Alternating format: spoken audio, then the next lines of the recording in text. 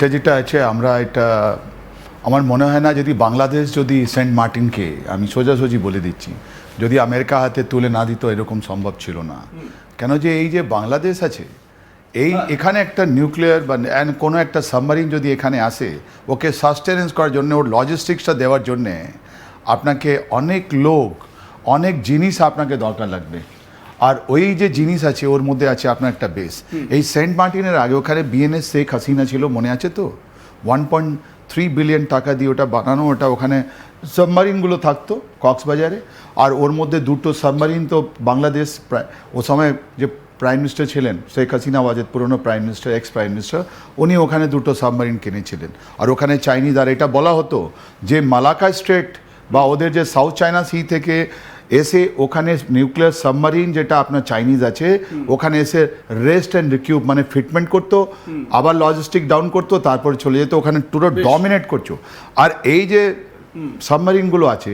এটা আপনার অফেন্সিভ ওয়েপনগুলো আমরা বলি offensive weapon of the war তাই জন্য লোক এখন উপরে নয় সমুদ্রের তলায় আমাদের কত শক্তি আছে ওটা জানাবার জন্য আমরা সব এইটাই এবারে আমাদের এই ম্যাপের মাধ্যমে দেখানোর চেষ্টা করব স্যার দেখুন এই হচ্ছে গিয়ে পুরো সিনারিও ইন্ডিয়ান ওশান আপনারা দেখতে পাচ্ছেন অ্যারাবিয়ান সি আপনারা দেখতে পাচ্ছেন এবারে যে জায়গাটায় মূলত অ্যাটাকটা হয়েছে সেই জায়গাটা আমরা দেখাই এই হচ্ছে সেই জায়গাটা স্যার আপনিও দেখতে পাচ্ছেন পরিষ্কার এই হচ্ছে সেই জায়গাটা যেখানটায় অ্যাটাকটা হয়েছে দেখুন এইখানে আমরা যখনই ক্লিক করলাম এইখানে চলে আসলো at least 80 killed when US submarine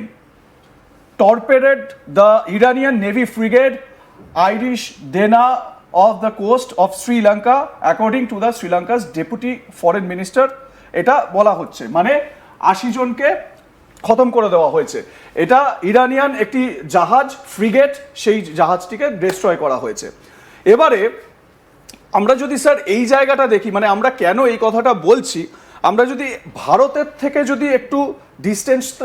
ডিস্টেন্সটা যদি দেখি তাহলে কোন জায়গায় এই ডিস্টেন্সটা রয়েছে আমরা তিরুবনন্তপুরম দেখে নিলাম এবং তিরুবনন্তপুরমে দেখুন ডিস্টেন্সটা দেখাচ্ছে এখানে তিরুবনন্তপুরম থেকে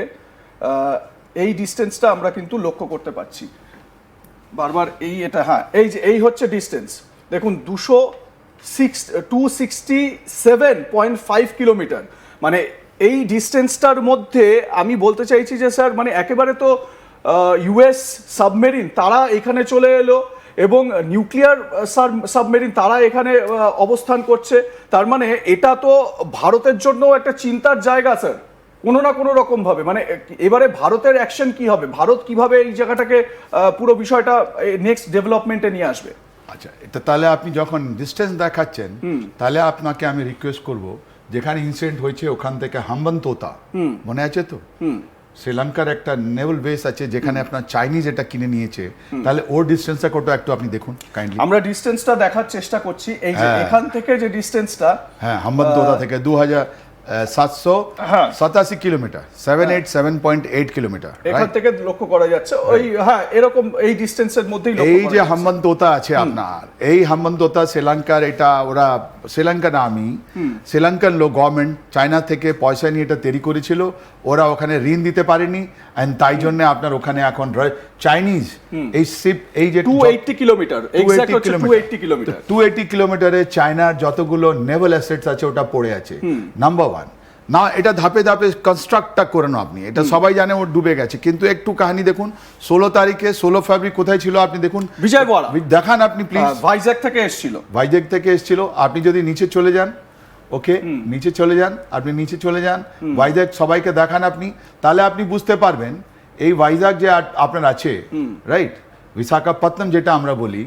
রাইট ওই এই তো ভাইজ্যাগ দেখা যায় বিশাখাপত্তনম দেখা যাচ্ছে রাইট বিশাখাপত্তনম যেটা দেখা যাচ্ছে এই বিশাখাপত্তনমের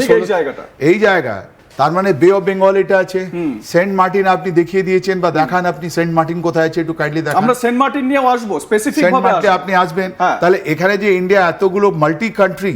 নিয়ে যে একটা মহড়া করলো ওর মধ্যে ইরানিয়ান এই শিপটা এসেছিল 16 তারিখে আমাদের মাননীয় রাষ্ট্রপতি ওখানে গিয়েছিলেন রাইট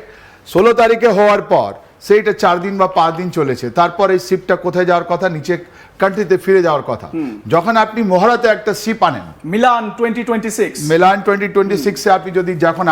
আসেন, এখানে তো আপনাদের জাহাজে কিন্তু নেই, অস্ত্রশস্ত্রগুলো নেই, বোমাগুলো নেই। আপনি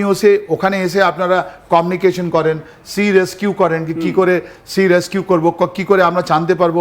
IFF আইডেন্টিফাই ফ্রেন্ড অ্যান্ড ফো কি করতে পারবো, রাইট? যদি সমুদ্রে যদি মাঝখানে যদি কিছু ডিস্ট্রাকশন হয় কি করবো। তো একটা মহড়া আপনার এখানে করেছিল ওরা 16 তারিখ, আর এই ইনসিডেন্টটা কবে হয়েছে? 3 তারিখ, রাইট? কতদিন হলো? 15 দিন পর। আর যুদ্ধটা লেগেছে 28 তারিখ। আজকে আছে আপনার কত তারিখে? 3 তারিখে, 5 তারিখ, 4 তারিখে, 4 তারিখে ইনসিডেন্টটা হয়েছে। আপনি দেখে নিন 5 দিন পর এটা ইনসিডেন্ট হয়েছে। কেন? 3টে কারণ আমাদের দিয়ে দেওয়া আছে। কেন এই জাহাজটা যখন সবাই জানতে পেরেছে কি 26 তারিখের পর যখন আমাদের প্রধানমন্ত্রী ওখান থেকে ঘুরে আসলেন আপনার ইসরায়েল থেকে, ইরানও জানতো যে ওরা এদেরকে মারবে, তাহলে এই যে জাহাজ আছে কোথায় যাচ্ছিল? এই যে এটা সমুদ্রের উপরে আছে, এটা আপনি স্যাটেলাইট থেকে একটা কমন ছেলেও, আপনার বাচ্চা এখন যাদের কাছে অ্যাপ আছে ওরাও জানে এই জাহাজটা কোথায় যাচ্ছে। তাহলে পুরো ডিস্টেন্সটা, মানে আমাদের ইকোনমিক এক্সক্লুসিভ জোন যেটা আছে আমাদের এরিয়া, পুরোপুরি আপনার ট্রাভেল করেছে, তারপরে পুরো শ্রীলঙ্কা ট্রাভেল করেছে, তারপর এখানে এসে কোথায় যাচ্ছিল এইটা আমরা আমাদের দর্শকদের এটাও দেখিয়ে দিই। ঠিক এই জায়গাটায় যখন আমরা ক্লিক করলাম, দেখুন এইখানে একটা